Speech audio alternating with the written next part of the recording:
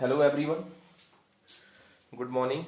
So today we will start the next portion of your grade 12 physics, unit number second, and the last topic is potentiometer.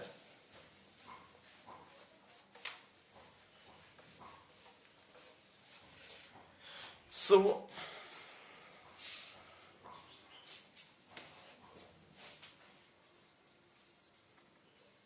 potentiometer.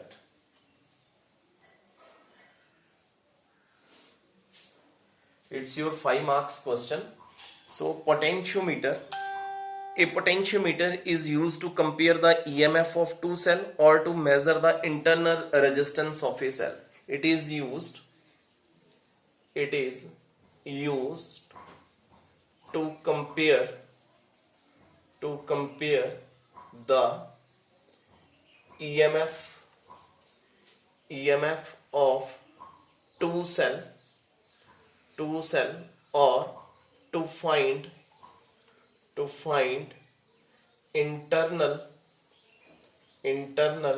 resistance of a cell.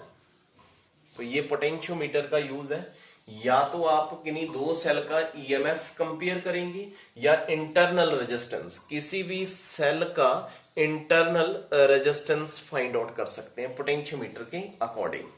So it's your definition and next the principle. When a constant current is passed through a wire of uniform area of cross section, the potential drop across any portion of a wire is directly proportional to length of the portion.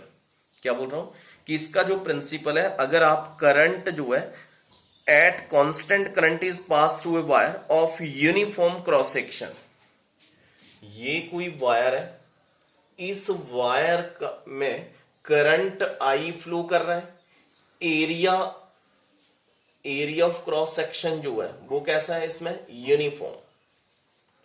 अगर कोई wire ली, wire में constant current flow कर रहा है और wire का जो area है वो यूनिफॉर्म है, तो इसमें जो वायर का जो पोटेंशियल डिफरेंस होगा वो किसके डायरेक्टली प्रोपोर्शनल होगा, लेंथ के.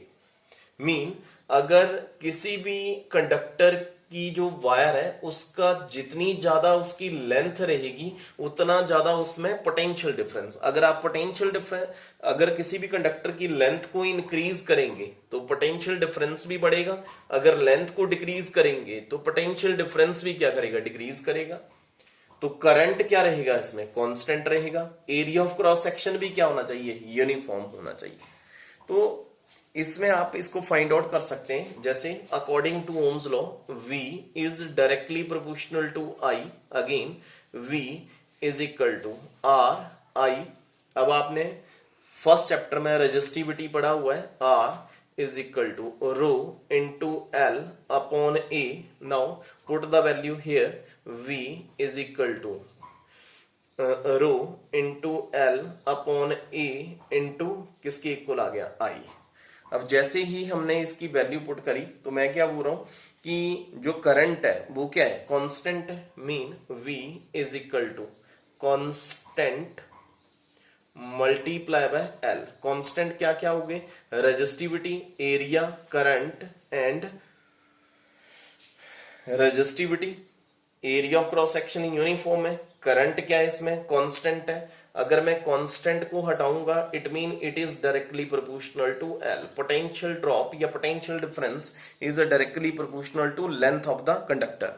If constant current flow through a wire of uniform area of cross section, then potential drop along with the wire is directly proportional to length of the wire.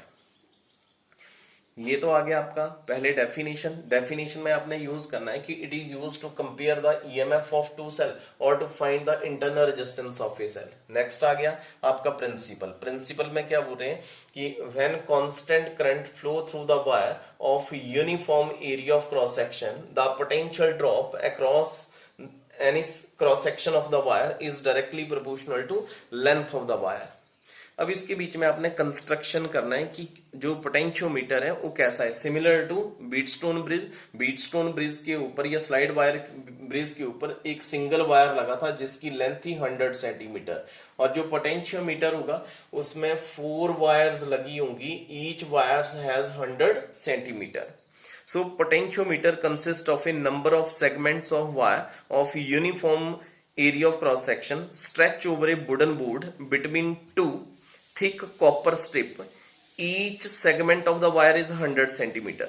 The wire is usually of Constantinian or Magnesian, and meter rod is fixed parallel to the length, and a battery connected across the two end of the terminal send current through the wire. तो क्या बोल रहे हैं हम कि इसमें आपने क्या यूज करना है, ध्यान से देखेंगे, इसकी डायग्राम बना रहा हूं। जो आपका स्लाइड वायर ब्रिज और मीटर ब्रिज था उसमें सिर्फ एक वायर था 100 सेंटीमीटर का, इसमें 4 वायर्स रहेंगी। ये आपका वुडन बोर्ड है, इसके ऊपर एक स्केल लगा हुआ है और उस स्केल के ऊपर 4 वायर्स लगी हुई हैं कॉन्स्टेनियन और मैग्नीनियन की।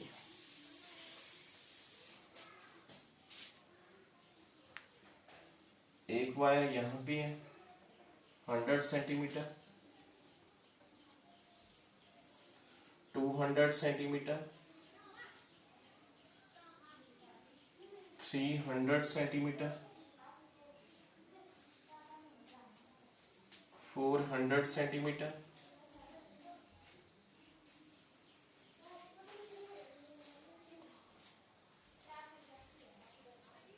यहाँ पे 100, 200, 300 and 400। Each wire has length 100 centimetre. यहाँ पे एक की अटैच करी हुई है, की। ये आपके पास RH मीन रियोस्टेट। आगे आपके पास एक बैटरी यूज करी है, नेगेटिव पॉजिटिव। इसके साथ हमने एक एमीटर का यूज करा है जो क्या फाइंड आउट करेगा, करंट फाइंड आउट करेगा, पॉजिटिव नेगेटिव, ठीक है। और इसको अटैच करा है हमने ए एंड के ऊपर, it's your A and. Is it clear? और इस पॉइंट को नाम दे देंगे आप बी एंड। अब जो ए एंड है इसके अक्रॉस यहां पे यूज करा है मैंने बोल्ट मीटर, और बोल्ट मीटर के साथ मैंने यहां पे एक जॉकी का यूज करा है। It's your positive terminal, it's your negative terminal. अब जैसे ही आप इस जॉकी को ए एंड से अटैच करना स्टार्ट करेंगे तो जैसे जैसे इसके ऊपर इसकी लेंथ बढ़ेगी वैसे वैसे इसका पोटेंशियल डिफरेंस भी बढ़ेगा और करंट जो क्या रहेगा इसमें कांस्टेंट रहेगा। सो सबसे पहले हमने क्या फाइंड करना है, to measure the EMF of a cell. First application है to major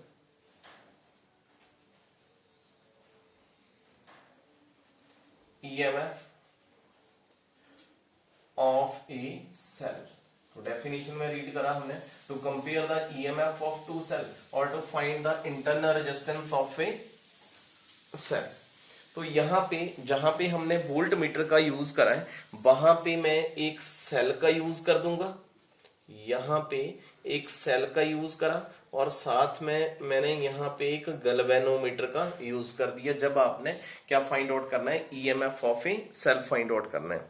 so to measure the EMF of a cell, तो यहां पे एक हमने कैडमियम सेल, इसको क्या नाम देंगे आप, कैडमियम का एक सेल यूज करा और इसका जो ईएमएफ है 1.018 वोल्ट, 1.018 वोल्ट जो इसका ईएमएफ है, and remain constant for a long time, और ये बहुत ज्यादा लंबे टाइम तक क्या रहेगा, कांस्टेंट रहेगा।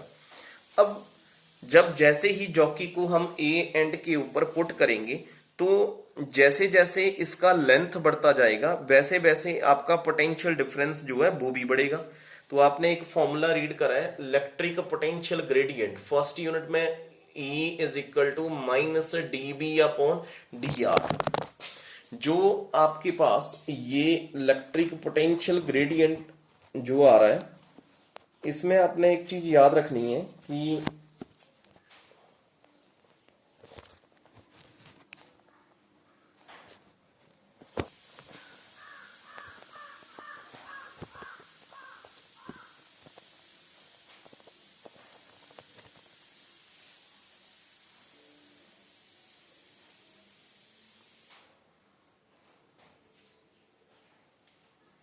हाँ जी, इसमें एक तो मैंने आपको कैडमियम सेल का यूज बताया।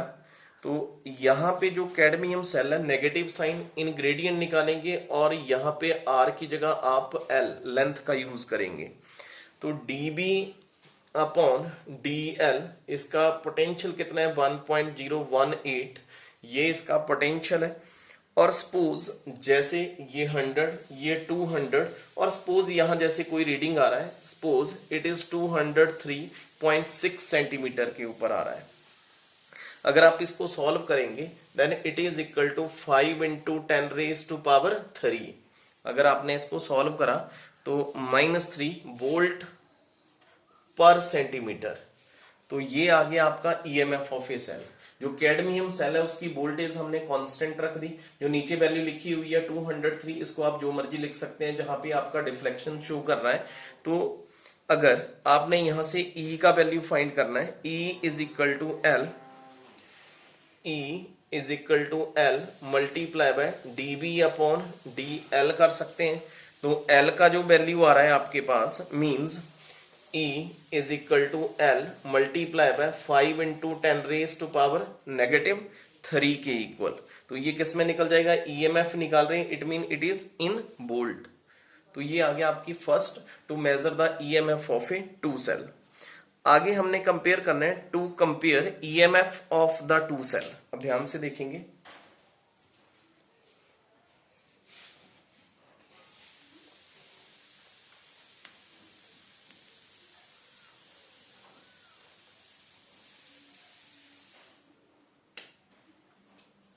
to compare EMF of a two cell। अब मैंने यहां पे क्या करा, दो सेल का यूज कर दिया, पॉजिटिव नेगेटिव 1 और ये 2। अब दो सेल का ईएमएफ निकालना है, तो यहां पे एक 1 और ये 2, और यहां पे एक टर्मिनल, यहां पे एक 3, ठीक है। इसके साथ एक गैल्वेनोमीटर यूज कर दिया, रेजिस्टेंस बॉक्स यूज कर दिया, और साथ में यूज कर दी मैंने जॉकी। अब फॉर एग्जांपल आपने फर्स्ट ईएमएफ निकालना है फर्स्ट का, तो आप फर्स्ट और थर्ड को कनेक्ट कर देंगे जब आप E1 फाइंड करेंगे। सिमिलर जब आपने E2 फाइंड करना है तो आप इसको डिस्कनेक्ट करेंगे और 2 और 3 को कनेक्ट कर देंगे। जैसे हमने ईएमएफ E1 को कैलकुलेट करना है, E1 is equal to X, L1 is the length and current I। Similar अगर मैंने 2 और 3 को कनेक्ट करा, EX L2I, इन दोनों का रेशियो निकालेंगे, E1 upon E2 is equal to X L1I upon X L2I। Similar mean E1 upon E2 is equal to L1 upon L2, length of first and length of second. तो ये आ गई आपकी second application. अब हमने last application find out करना है। Last में हमने ये पढ़ा था to compare the EMF of a two cell. अब जब हमने ईएमएफ कैलकुलेट करना है या internal resistance of a two cell, तो यहां पे एक सेल यूज कर दिया जिसका ईएमएफ कंसीडर कर दिया E। यहां पे एक shunt mean resistance box, shunt use कर दिया की, और इसके साथ हमने गैल्वेनोमीटर रेजिस्टेंस बॉक्स यूज कर दिया। अब हमने थर्ड में क्या करेंगे, to find internal resistance of a cell. To find internal internal resistance of a cell. तो ध्यान से देखेंगे यहां पे जैसे आपने E is equal to X L1I B is equal to similar, जहां पे E1 E2 यूज कर रहे थे वहां पे E और B का यूज कर रहा हूं L2I। Similar E upon B is equal to L1 upon L2। अब आपको याद हो आपने फर्स्ट चैप्टर में एक फॉर्मूला पढ़ा हुआ है इंटरनल रेजिस्टेंस का, R is equal to E upon B minus 1 into capital R। Capital R is the external resistance, small r is the internal resistance. So small r internal resistance निकालना है, E और B का value है आपके पास L1 upon L2 minus 1 into capital R। So R is equal to L1 minus L2 upon L2 into capital R। तो ये आ गया आपके पास internal resistance of a cell.